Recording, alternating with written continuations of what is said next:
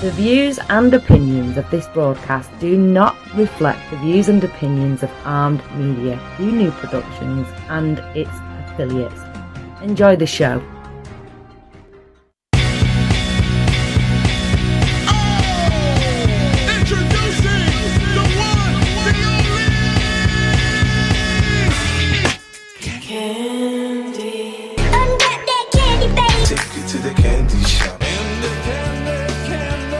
Tastes just like candy.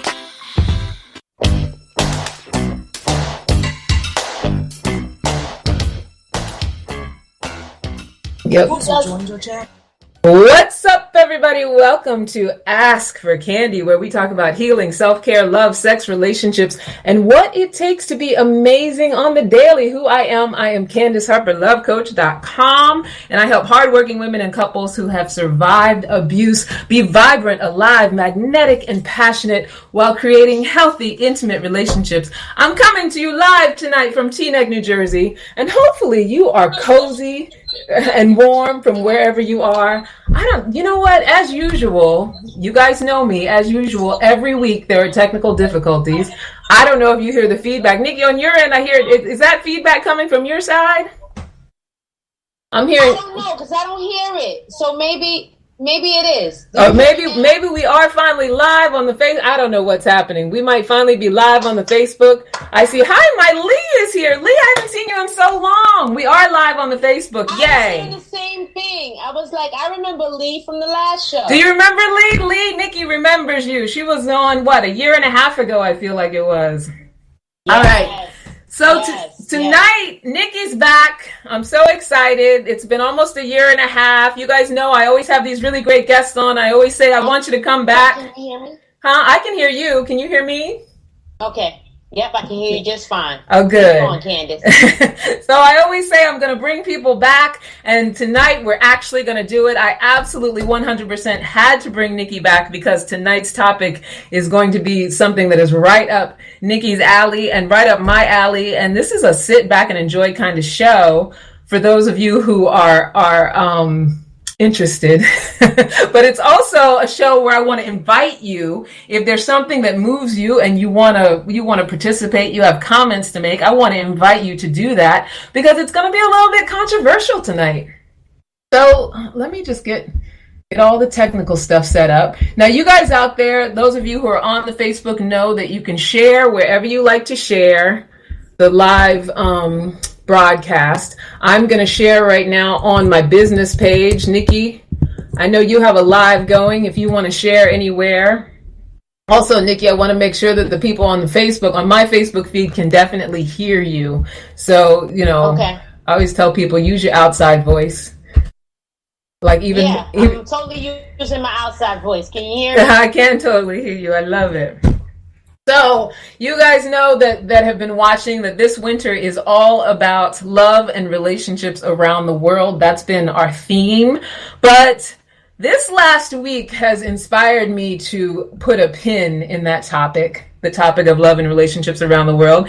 And with that said, I also want you guys to know that, I made a promise a long time ago that the show was never going to become about celebrity gossip. That's not my thing. I don't want to be doing that. However, I do think that every now and then certain things occur that have relevance and, bring up topics that we can talk about and, affect some change in our lives and in our society. And so, last week, my girl Lizzo sent Tones a Wagon, honey, and you would have thought she was like Ozzy Osbourne in the late 70s biting the heads off of bats because people got mad, people got angry, and there was a lot going on. And so one of the women in a group that I belonged to just dragged Lizzo's whole existence. She had all kinds of condemnation and all kinds of things that she had to say. And she also swore that she would never listen to her music again, which encouraged me to wonder, would this be such a big deal if Lizzo wasn't flashing all that brown booty? And I posted about it, which set off a very healthy dose of defensive commenting. So tonight, we're going to have a loving adult conversation about this topic.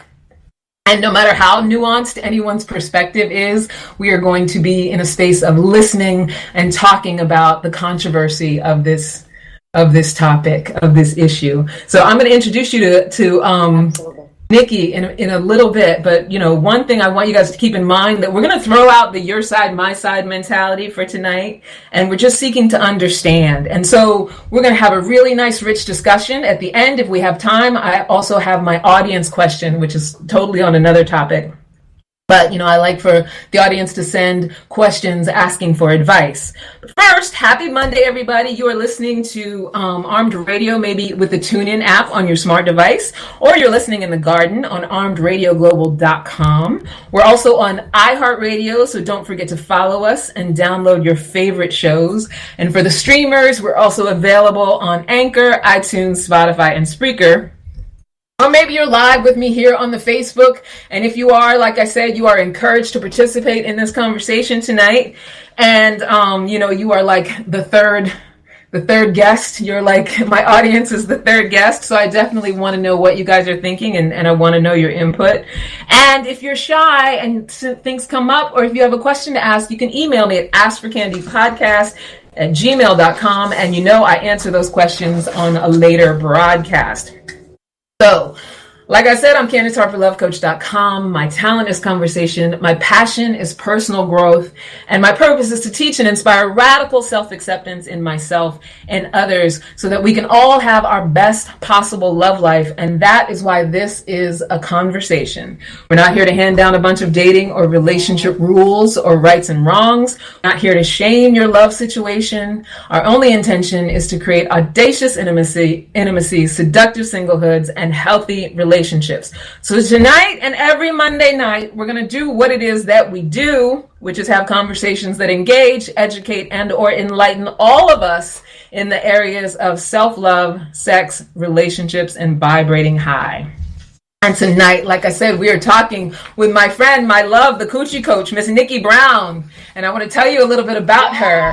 Yes, Miss Nikki Brown is here. And we will be answering questions like, is there really a time and a place for everything? Because that was one of the things that came up around our topic tonight. But let me tell you a little bit about Nikki Brown. Nikki Brown, aka the Coochie Coach, is a mompreneur on the move to transform sexual trials into sexual triumphs, honey. She seeks to empower women and girls in the area of sex and intimacy in the bedroom and beyond.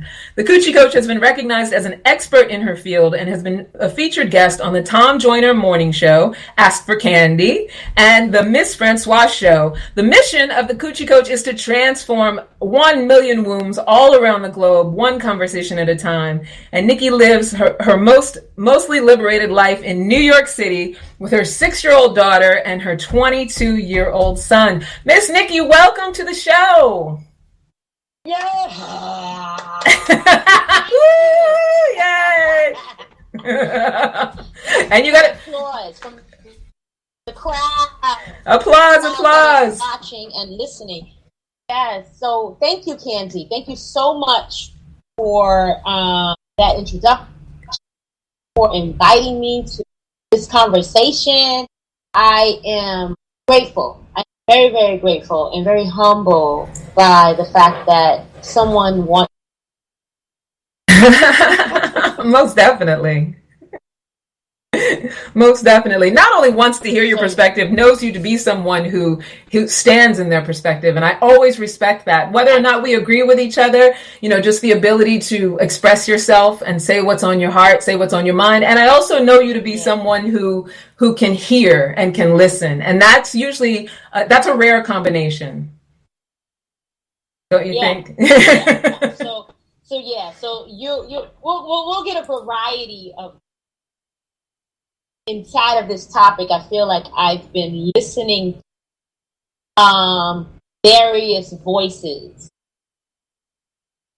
Yes, we only have an hour and much deeper than the super out seeing us on the screen. But, We'll explore that. You keep going. Yes, we are definitely going to delve into that in a big way. So just to give people a little bit of backstory, a little bit of back history. So last week at a Laker game, one of my personal favorite current pop stars, Lizzo, was called out in the news for standing up and twerking with just a thong on while wearing a dress with the booty cut out. So, she did an interview on CBS and she explained that she had worn different layers and the cheerleaders had started to play her song and encouraged her to get up and dance with them. And it just so happened that she had taken off a couple layers and was sitting, with the booty cut out of her dress. So I only found out about the video because I belong to a group that is specifically for women of color to uplift each other, interestingly enough. And one of the women, right? One of the women in the group posted about it and talked about Lizzo like she was the daughter of the most evil demon in hell. Like the whole purpose of the group is so that we can uplift and support and, love on each other. And she really, really went in, right? And her whole main issue seemed to be that she thought how Lizzo's behavior was contributing to the mass corruption of children. And, she took a lot of issue with Lizzo's desecration of the holy shrine of the Staples Center. Like she really, that the sporting event shrine that she desecrated. Like she really, went in. But now when I saw the clip, it reminded me of like how I feel when I'm on the subway and like, it's around the time that high school lets out. And of course you're annoyed, like kids get on, you're like, whatever. I mean, that's how I took it. I mean, that was one way. And then the other thing was like, I love Lizzo. I love her whole style. I love her shamelessness. And so I was proud of the way she just kind of like was out there being herself. Hadn't thought about, besides that comment that woman made, how just, aggressive and forceful and how controversial it was actually going to end up being for so many people, not just that one woman. And so then I decided to post on Facebook because it did move me enough to want to say something about it. But I also didn't want to get into a conflict with that woman, right? So I'll tell you what I posted on Facebook. I love Lizzo with all my heart. All these parents masking their biases with concern that their little mini selves were exposed to big brown butt cheeks have several seats. You have no problem with size 2 stuffed bra college girls shaking all their cookies throughout halftime and all the violence and foul language that your kids get exposed to in action movies. But as soon as somebody who doesn't fit your beauty parameters acts without shame, you want to go up in arms and cry indecency. Professional sports are fraught with female sexuality. If you are really that worried about exposing your kids, you wouldn't bring them in the first place.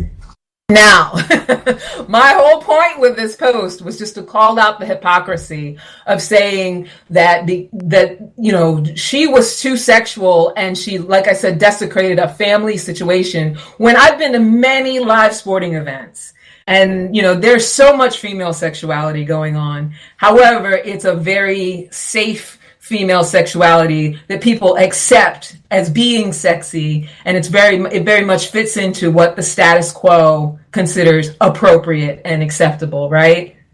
So what I was calling out was that people who are saying that it's inappropriate or saying that children are being corrupted or we're in an outrage about it, like questioning, really? Is that what you're really outraged about? Because why did this never come up before? Granted, there wasn't anybody who necessarily was dancing in a thong, but you've seen how little the cheerleaders wear. It's very sexual. There's like liquor girls there. There's a lot that goes on that could be deemed adult content, right? But now all of a sudden everybody's angry.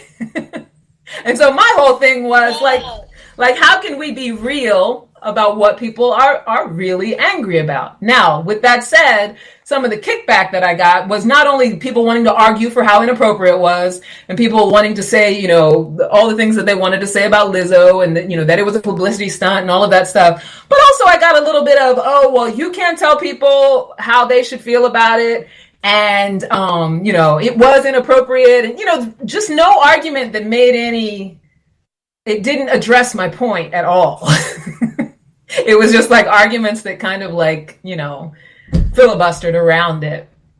So, Nikki, I wanted to have you on because I wanted us to actually address that point. And I also wanted us to address some of the other points that came up in the argument, because as anyone knows who's ever been in a Facebook argument, it goes in a million different directions, right? Because people hear and read what they want to hear and read and interpret how they want to interpret. We all do it. I do it myself. We interpret how we want to. Yeah. And then that's what we respond to. We respond to like our triggers and, wanting to be right, wanting to win arguments, wanting to debate just for the sake of debating. And a lot of times the main point is missed. So yeah, that's why I wanted to have you on. Go ahead. Well, thank you. I mean, and loud for the people in the cheap seats. Remember, I gotta. Right. So let me start off by saying I love the black woman. Yes. I have to say that. Like, that's really, really off the rip. Like, I don't give a shit. We got a lot of stuff that we're doing out here. Generally, right? I didn't say I love every black woman. I don't love everything that we do. I don't love everything that I freaking do. However, from a basic principle, I love the black woman. So many different sizes, colors, and expressions, right? Lizzo, and we're all a product of generation of something. I'm a product of hip-hop, right? I was born in the 70s. Hip-hop came out at the end of the 70s. I am a hip-hop generation baby, and I'm not talking about the stuff that they have now. It's all hip-hop now, whatever. It's rap. I don't know if they call it. But I am crush grooves. You understand? Yes. And so any and everything that I do, from my hand gestures to how my head moves, it is a product of that. Lizzo, I have no idea how old she is. But she's 30. That she 30. Yeah. So she is a product of the Girls Gone Wild generation. Yes. Remember those episodes of Girls Gone Wild? Little young white girls jumping off the school, off of a freaking coach bus. Yes. And losing their minds in their sexuality. However they chose to express it, it was Girls Gone Wild. Yeah. And so Lizzo is the 21st century version of Girls Gone Wild. However, it is in brown face and it is in the ultimate thickness. Yeah. The ultimate thickness. And I would say she is also the product of Monique. Do you remember Monique, the comedian, who was a big girl and then she lost weight and she went through this whole process of losing? So Monique gave a whole lot of big girls confidence in a way that they never, ever, ever, ever had confidence. So again, Lizzo could easily be Monique's child, right? And so I bring all of that up because I don't need to go back into the history of the black woman in America, right? We all know that history, and if you don't know it, Google it. But the black woman's body has been over-sexualized, disrespected, mistreated, maltreated on a variety of levels for the pleasure and the satisfaction of everybody who has ever wanted to do that. And so we got this opportunity to have this young woman, 30 years old. Damn, Candy, remember being 30? Barely. Barely, though. But barely. I remember being 30, and I was not that self-expressed. Yo, definitely not. I was a Puritan at best in my way of being. Yes. I was fully clothed and covered, like from my neck down to my feet. Yeah. Because it would be inappropriate for me to dress a certain way, look a certain way. I didn't want to offend anybody. I didn't want anybody to offend me. Yeah. It's all about protection. I mean, all of this shit, Candace, box in who I really am. Yeah. Fast forward 17 years later, and I'm on your podcast with a shirt that says, "My pussy matters." Why? Because at 30, right, up until 30, someone told me I needed my body, and I'm a thin woman. Yeah. Like, I was 118 pounds at 30. Yeah. I was ashamed of my body, ashamed of my shape, ashamed of what? Like, everything about me was riddled in embarrassment. Yeah. Here's this young woman, no matter what has gotten her to this place to be depressed, even if it's rooted what I thought about early, the word thirsty, some of the feeds I watch. She's thirsty for attention, or she's thirsty. It's like, thirsty for what? She's drinking lovely. She's rich. Yeah. Okay? And she's in. Yeah.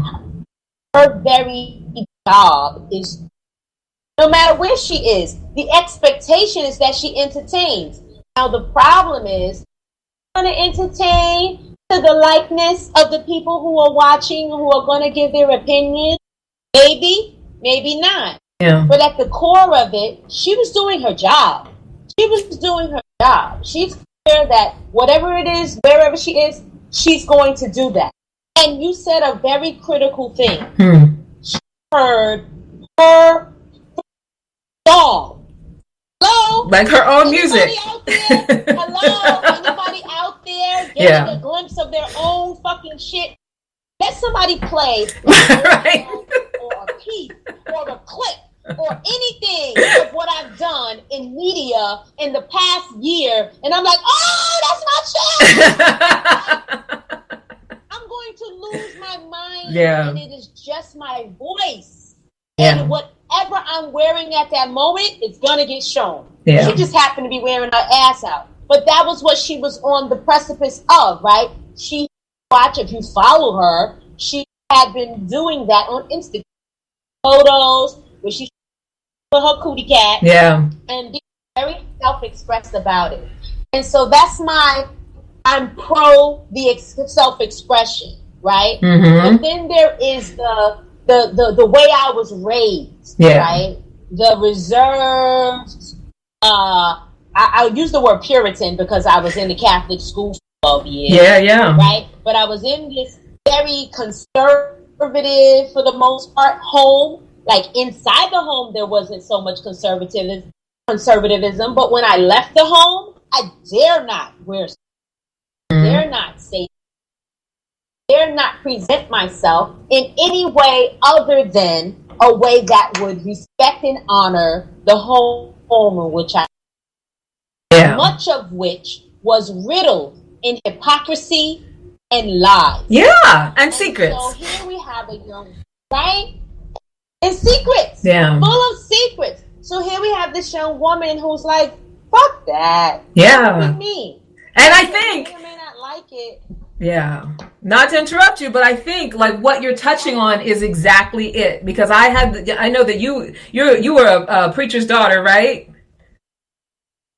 My father was a pastor. That's right. Your father was a pastor. I was raised in a Baptist home. We went to church every Sunday. My father was a deacon, my mom a deaconess, like just very involved in the church.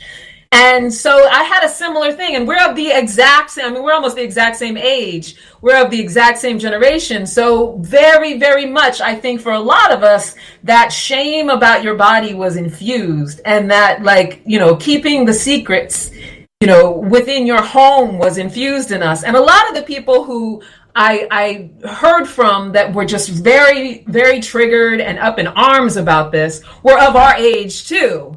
Because I think a lot of times we stay indoctrinated in what we're conditioned to think is the right thing to do, right? So we're thinking all these years, and you know, now that you say it, when I think about 30 years old, I was similar like you. I was just trying to be appropriate. I was trying to stay in the lines, trying to do all the right things.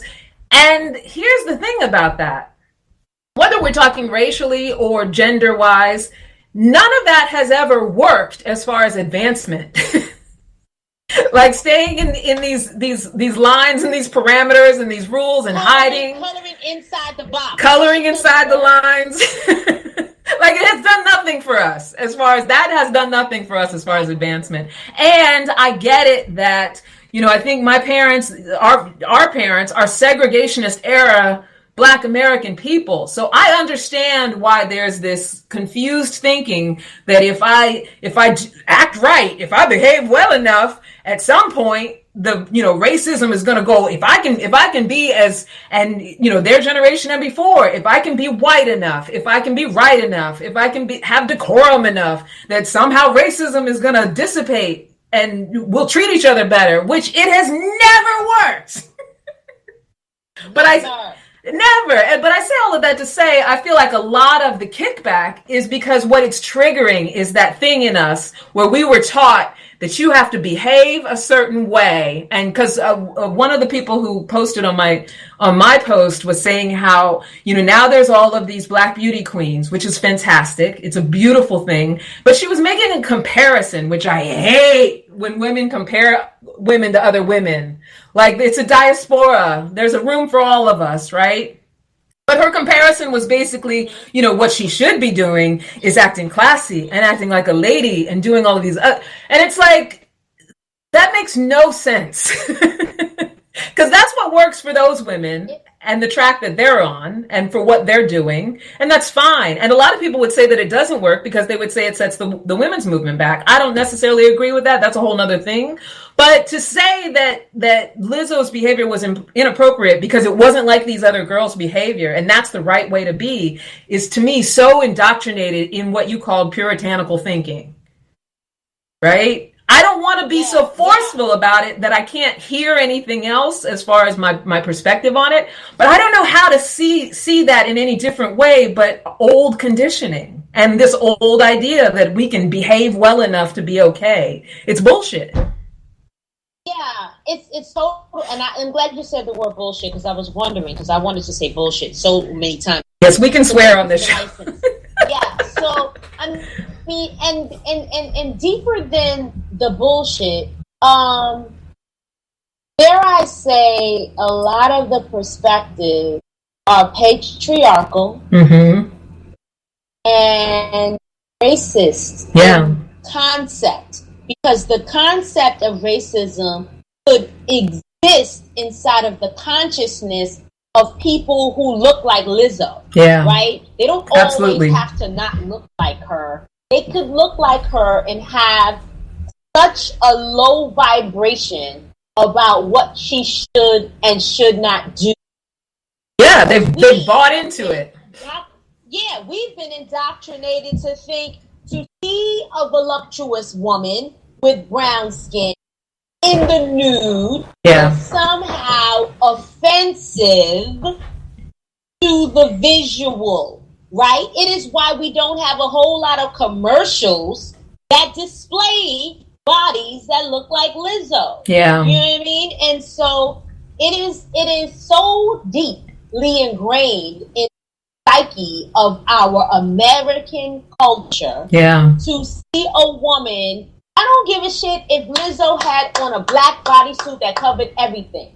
Somebody would have had something to say and had something to say about that. Yeah. And if she had on that black bodysuit and heard her own song come across the microphone and did the same exact move, we would still be having this conversation. Yeah. Why? Because it's not about her ass cheeks. It's about her fat ass cheeks being displayed camera for all of the world to see.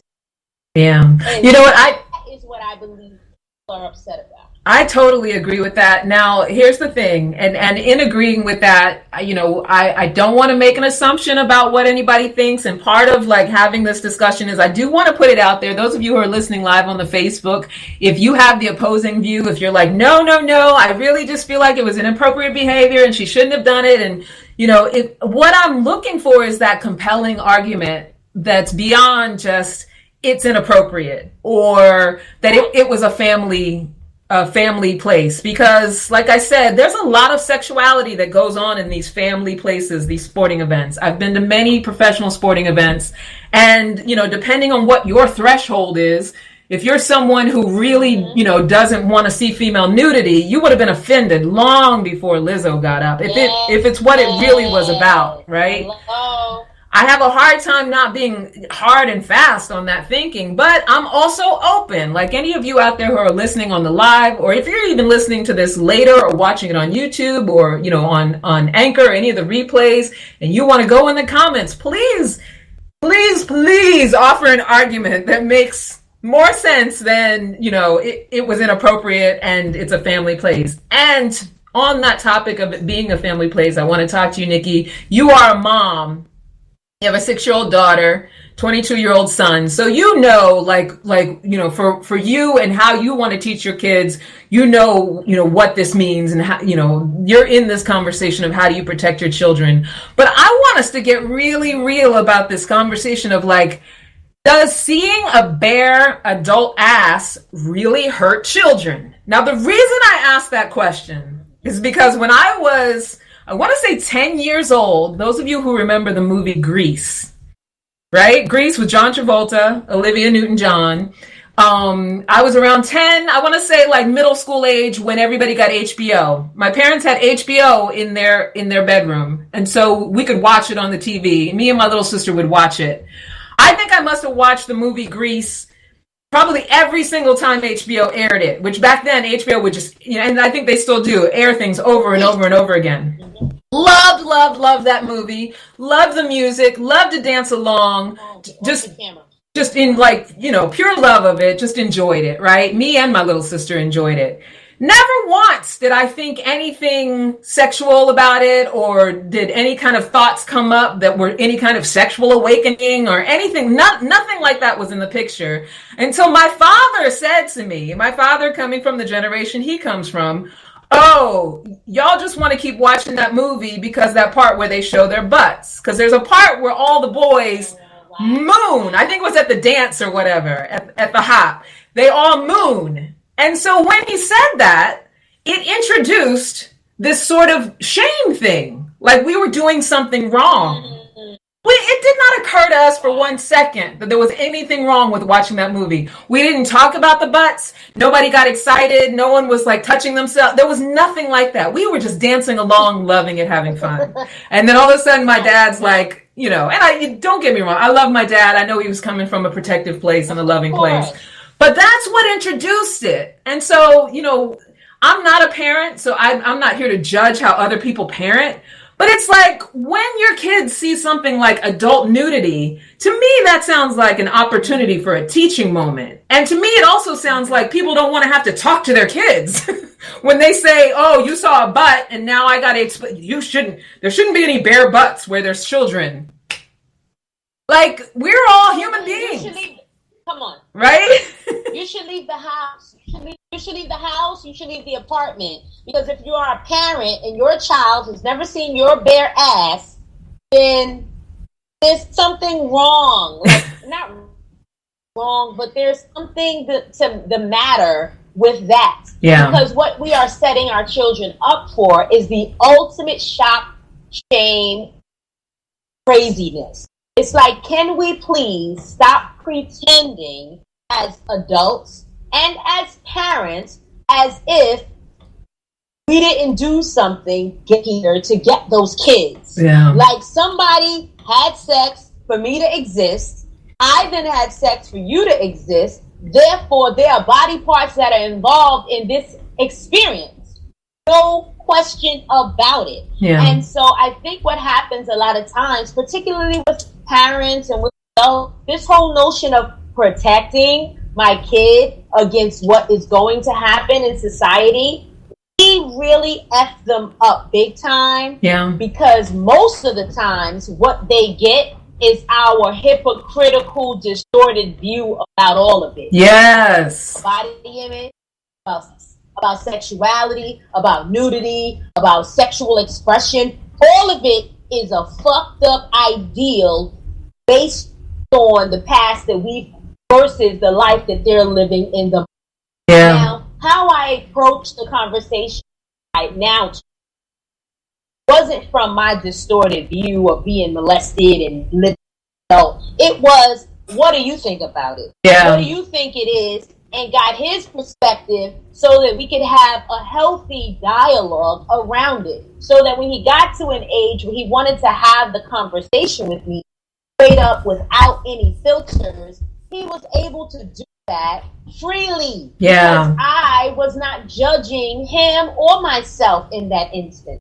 Yeah. Right? That took a lot of work, obviously, beforehand, but I was at least able to have that conversation. Now, you fast forward that to now with my 6-year-old, forget it. It's totally different, all about freedom of expression, because who I am now is this fully self-expression, or fully as the goal, because I still have things that I am working through. Sure. For the most part, I freely talk about it with my daughter, and I think that there is body image.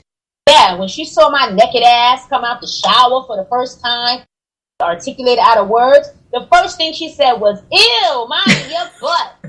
And I said, "Ew, your butt." And she was like, "What?" And so we got rid of, because for her, it was like, ew, she didn't expect to see mommy butt, but it wasn't because mommy said anything negative about the butt. That was her personal expression. Yeah. But the moment that I made her think, well, if I said the same thing about you, how would you feel? She then got to say, wait a second, I got a cute butt.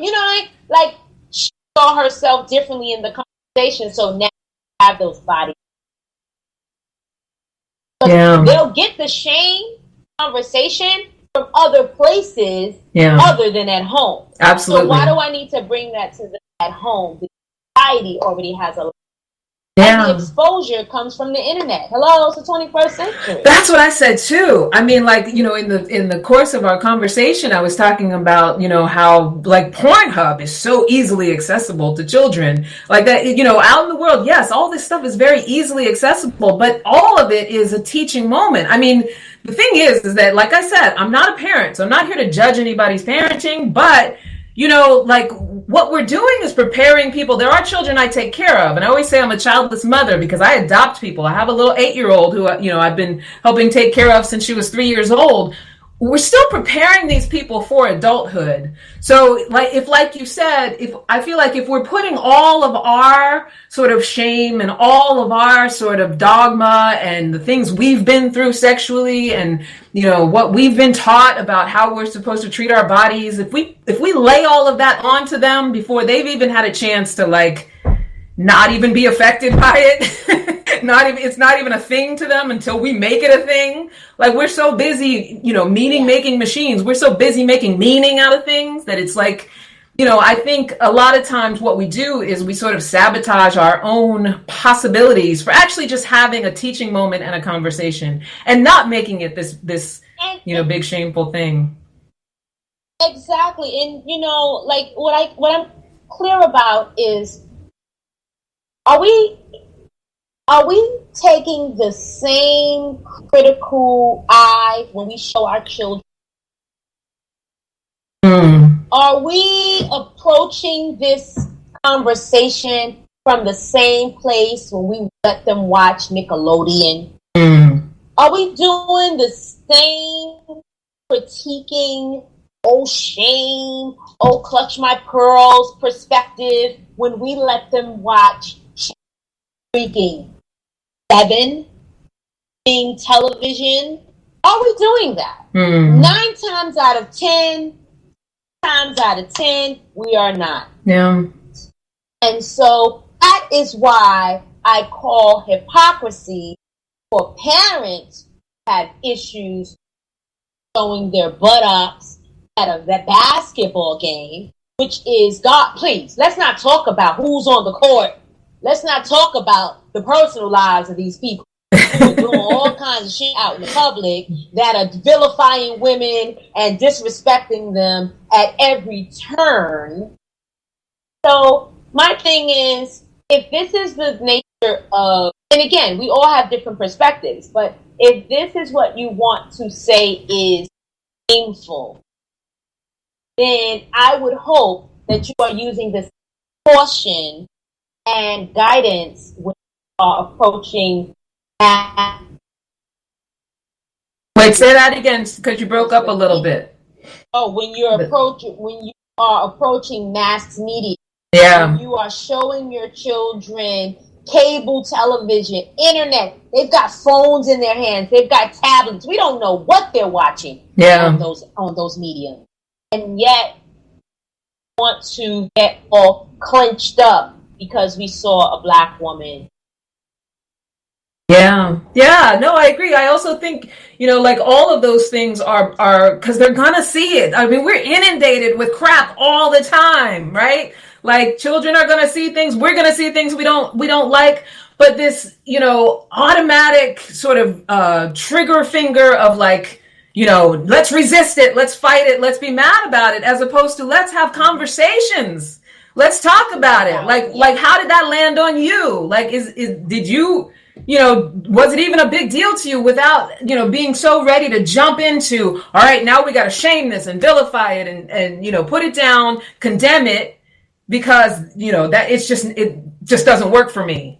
And it's like, there's no space for kind of like, okay, the Disney stuff, all of that stuff that you're talking about, there's a certain level of trust that people have because they say it's for kids. But with everything that they take in, there is an opportunity for teaching moments. There's an opportunity to have conversations with them rather than being so quick to like go inward and make it about, I have this past that says that, a bare ass means that it's dirty, naughty sexuality. And, now I'm in this snit, like this is going to set us back and this doesn't work for me. So, all of that stuff, like a 5-year-old who's at the game and 8-year-old, they don't have any of that stuff on them. It's like we put that stuff on them, right? That's our crap. Totally put it on. We totally put it on them. There's an episode of Sesame Street where Ernie, I think it's Ernie. It must be Ernie because Ernie was the one who liked taking baths with a rubber ducky. Yes. And was that Ernie or was that Grover? First of all, that was Ernie. Okay. First of all, Bert and Ernie living together is a whole conversation unto itself for the fucking 70s, okay? So that's another conversation. But there's an episode where Ernie's like taking a bath and getting all of the things that he needs to take this bath. Well, they have to come from gave it to him, his room. Are we acting like all up in arms about Ernie and Bert having this intimate? Because, hello, that's pretty intimate. Yeah. My male roommate coming into my bathroom time. Like, you ever taken a bath and had somebody come in the room? I'm not happy about the shit. Yeah. Like, come on. I'm having a moment here. But then it's like this comfort. But we don't get upset about that. Yeah. We don't write to freaking Jim Henson, God rest his soul, when he was alive. We're not writing to gas and going all crazy about the fact that exists. So it's like certain things allowed to occur, even if in the base of our minds we know that there may be something questioning about it because we think that the medium in which it is expressed is okay and safe. Yeah. We're not thinking about the subliminal messages that these forms of media are sending to our children. If it's about that, because we know it's really not about. Yeah. Because I would on the side of, I prefer to see Lizzo blatant, fully self-expressed, all out into the universe with no filter versus an episode of SpongeBob and Patrick doing some shit that is like right, and my kid is watching it. Yeah, and SpongeBob can be on a whole nother level. It's animated, so it's like whatever they're doing. Yeah. We allow it. We allow it because it's a cartoon. Yeah. We allow it because it's a puppet. Yeah. Are we serious? Yeah. What are we really concerned about? Go ahead. I mean, I'm listening. No, I think you're right. And I think, what that speaks to is that we only get up in arms when it's triggered something that's within us. Right. So it's easy to allow it and, and let it be acceptable, exactly like what you're saying, because it's not for us as adults. It's not speaking to like an inner inner thing that's going on with us. And that's separating it even from being, Black and being women and our experience here in this country. I think in general, for, those of us who are raised in a particular way in this country, that's what we do. We get up in arms about what affects us. And rather than actually being able to open up and have a conversation about it, we then go straight for condemnation, offensiveness, defensiveness, and let's get into a fight about it. Let's put it down and let's not even try to understand. And also let's let all of our fears take over, because a lot of what some of the feedback was, and in the women's group I was telling you about, the woman who had posted in the women's group, a lot of her fear was that, this incident was going to set us back and it makes all of us look bad, which, first of all, there's that argument that we don't want to be, if one Black person does something, one Black woman does something, we don't all want to be judged by it. But then if they do and we don't like it, it's like, oh, well, she's setting all of us back. So which is it? Do you want us to be judged individually, or do you want us to be judged as a whole? I'm okay. I'm a Black woman. You can judge me as a sister. All my sisters are sisters, the ones I agree with, the ones I don't agree with. So if I saw a sister doing something that I knew wasn't good for her, I would be the first to stand up for her and defend her at the same time. You know what I mean? So I'm okay with... And that's the thing. Yeah, I think, you said something. I'm sorry to cut you off. That's okay. I think the thought of the concept, the notion of setting us back. First of all, let me be the first to tell any and everybody on the planet, set us back to what? Yeah. We are not anywhere. Right? Where are we? Right. They talked about Michelle Obama. Yeah. Could any woman, Black woman, have been any more exemplary? Appropriate. Could any woman have been more appropriate than Michelle Obama? They've still talked about it. They talked about Michelle Obama's arms being exposed because, no other first lady ever showed her arm, because nobody ever had fucking biceps like that. Right. Of course they weren't free to show them. You Right. get what I'm saying? Yeah. And so it's like... But they made her wrong. Made her completely wrong, but that's my point. Yeah. Her arms were vilified. Yeah. Like, hello. Yeah. So it is not Lizzo's ass. It is the free expression of a chocolate, brown, healthy, self-esteem having woman. Shameless. Herself shamelessly expressing herself in whatever format, because Michelle Obama was covered up in Banana Republic. Yeah. And she still got negative press. Yeah. So it's deeper than body image. It's deeper all of that other shit. Highly rooted racial disparities. Yeah. I totally agree with that. I really do. And like I said, I am open to any argument that actually makes a good point that comes up against that. I don't feel like it's an absolute, but I do really agree with what you're saying in the sense that I cannot, in my limited perspective, in my 47 years on this earth, I can't wholly think of a single thing that suggests that there's any right way we could be that's going to make racism go away. And so with that said, I think the only right way to be is how all humans should be striving to be, or could be striving to be, is mastering full self-expression. So whatever that looks like for any individual person, that's where we need to be heading. And we may not agree or like someone else's expression, but if we're not looking to master what it means to be 100% ourselves and in our truth, and also allowing other people to do that, then we will never have any sort of advancement. And to think that closing ourselves off and being shameful and being appropriate is going to be the thing that has us advance, or has us having the establishment think differently of us, or think that we're as good as they are, or whatever. It's never going to happen. It's like you said, if they can vilify Michelle Obama, it doesn't matter. It's like, you got to do what is true. Don't hurt anybody. you got to be true to who you are. And if it means being true to who you are in a moment, fuck what other people have to say about it. Like I can't help but have that stance. Like I said, I'm open to anybody who has an alternative argument that actually makes sense and is not about, inappropriateness and harming the children.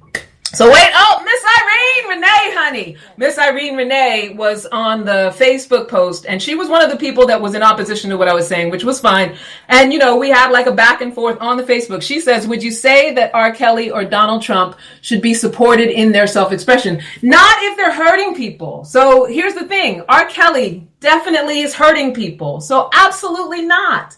Lizzo's ass cheeks out. I have heard nothing, no argument, no proof that anything that she did actually hurt anyone. I do think that it might have shocked some people. I do think that, we don't want adults all out naked in front of children on a regular basis, but I also think that that is not harmful. I think it's more about what meaning we make to it. We were saying earlier. Absolutely not, Miss Irene. I definitely don't think that R. Kelly should be doing whatever he wants to do. I definitely don't think that Donald Trump should be doing whatever he wants to do because he's a racist and he has shown that his actions can hurt people. I mean, you look at all the people down in, where is it, in Arizona, where all the camps are, Arizona or Texas, where all the camps are and immigrants are dying. Like, we're not talking about things that actually hurt people. We're talking about being able to be who you are in full self-expression and, that's what our life's mastery is. Yes, go ahead, Nikki. Can I say something to that point? I mean, I'm just rereading the question. Would you say that R. Kelly or Donald Trump supported in their self-expression? The answer to that question is yes. Yeah. That doesn't mean I support their expression. That doesn't mean I agree with their expression. That doesn't mean that their expression is right according to how Nikki Brown lives and thinks in her life. However, as human beings, I would say that we all have the right to some expression. Whether we agree with that expression or not, or the manifestation of that expression or not, is totally up to the individual who are experiencing the experience. But I would say that no human being should have their freedom, should have their expression violated because I don't agree. Yeah. Get what I'm saying? Yeah. And so it will take, it takes a very mature and wise mind to hear what I'm saying and know that I'm not in agreement with a pedophile and a Mormonizer. Yeah. No way am I supporting that. Yeah. What I am in support of is that everybody does what they do and consequences of that shit as a result of it. Yeah. So if you do something that is a violation of someone and you break a law and you get penalized and you go to jail, then that's the consequences of your self-expression. You got in the consequence of that action. Yeah. But if I am just expressing myself and I am not harming another, like you said, then what the hell is the problem? Yeah. Some people will agree, some people will disagree, but in the grand scheme of life, we all get to still be here this with one another. Yeah. I think that is what's missing in society, is that it's an acceptance of. Yeah. No, I hear what you're saying. So I think, I don't know if Miss Irene is saying this in response to what you're saying. Hold on, let me see so I can read it. Yeah, no, I agree with Huh? Can you see it where you are? So let me read it for the audio. Society, I'm following you. Society works on agreements in the form of laws, ordinances, and behavioral norms. When we break from them, the unhealthy stuff, it's a breakdown in society. Now, I wanna address that, and then I'll let you address it too, Nikki. So, Miss Irene, it's not that I disagree with you that there should be laws or ordinances, especially when it comes to obvious crimes like hurting people and things like that. And, I do I do think behavioral norms is a little wobbly, because I think it goes back to this idea that there's some bar that is set, some standard that we're all supposed to meet for behavior. And I think that that's what's been in society up until now. And the unhealthy stuff is still quite prevalent. I don't think that this idea that we fit into someone's social construct. And so let's just as an example, take table manners.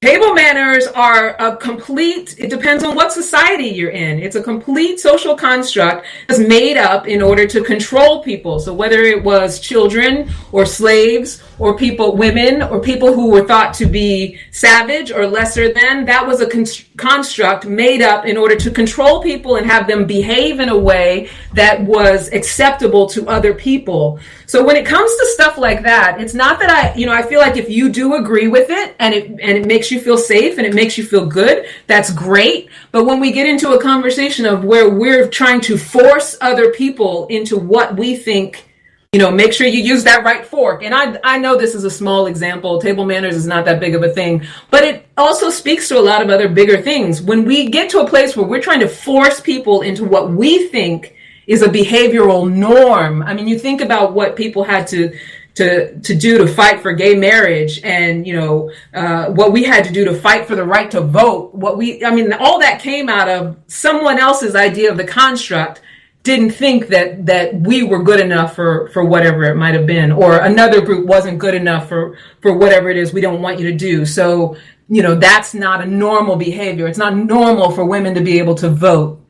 So we have to be very careful in feeling like the only way we can be healthy is if we fit into society's agreements, because that's all they are. It's a bunch of humans made up a set of rules based on what they think. We are so getting to the end of the show. I think the Facebook Live we're going to let go a little bit longer. Armed Radio, I know that you guys are leaving soon. So I want to say to Armed Radio, never forget that you're a love machine. If you ever feel like you're not getting enough love, just make more and ask for candy, because I know you're going to leave us soon. We're going to keep going with the Facebook Live a little bit longer, because I feel like this is such a rich conversation. And I'm so glad that Miss Irene joined too, because, when you go back and forth with people on Facebook over text, I feel like sometimes it can get out of hand. But I see, Nikki, you said norms created by whom? Are we all 5'8", blonde with fair, light, white skin? Those are the norms of beauty that have been established. What else did you say? Oh, I'm trying to hit the see more button. Oh, you want me to tell you? Huh? So yeah. Go ahead and read it out loud. It says norms created by whom? Are we all 5'8", blonde with fair, light, white skin? Those are the norms of beauty that have been established in popular American culture. Does that mean that I, as a 5'4" black woman, I'm outside of the norm? You know what I mean? Yeah. What are these? Like we've all been subscribing to some. Why I probably got a 5 years old, right? Because my mother felt like my coiled hair was just not straight enough for her to manage it. Yeah, right? It's funny, not to interrupt you, but it's funny that you say that. Because when I was 12 years old, I got my first relaxer, and it was because I was trying to fit into norms. And back then, first of all, I went to a predominantly white school, and all the girls had long, straight hair, or they had it, frizzed out and sprayed up. And I wanted to be able to do that. And I believe that was the beginning of my journey of, messing with my follicles and losing my hair. And here I am at 47 with no hair left, which, I'm cool with that now. But that's what trying to fit into a norm sent me on a journey of. Right? Trying to make something happen that wasn't a norm for me, wasn't natural for me. I'm sorry. Go ahead with what you were going to say. I do have to go. I have a client call. Do you? At 9 o'clock on the dot. And all right. She's going to call in like 5 seconds or less. Yes. She's always on. Realize it was 9 o'clock already. Oh my God. Well, here's the thing. Go ahead and plug whatever you want to plug, and then I'm going to let you go, and then I'll finish out the show, because I know 9 came so fast. Thank you. I want to say thank you. Thank you for having me on the call. Hold on a quick second. Can you give me a quick second? Can you call me? Minute. Yeah, she's so flexible. Okay. So I just want to say thank you to you. Yeah. For having this conversation, opening the door. I want to say thank you, Irene, yeah. For giving her perspective. And for all of us who are listening, who will hear this in a tape, in a recording, view, or whatever. And I just want to say, talk more about it. You can follow me on at the Coochie Coach.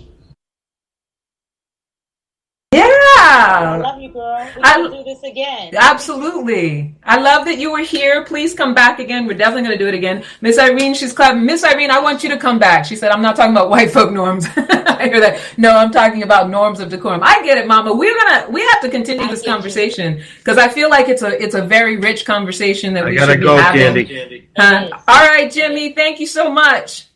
Nikki, I know you got to go. I'm going to close out with everybody on the Facebook Live. Mwah, mwah, mwah. I'll talk to you soon. Talk to you later. You have a great evening, okay? All right. You too as well. Take care. Bye, Annie. Like all my sugar.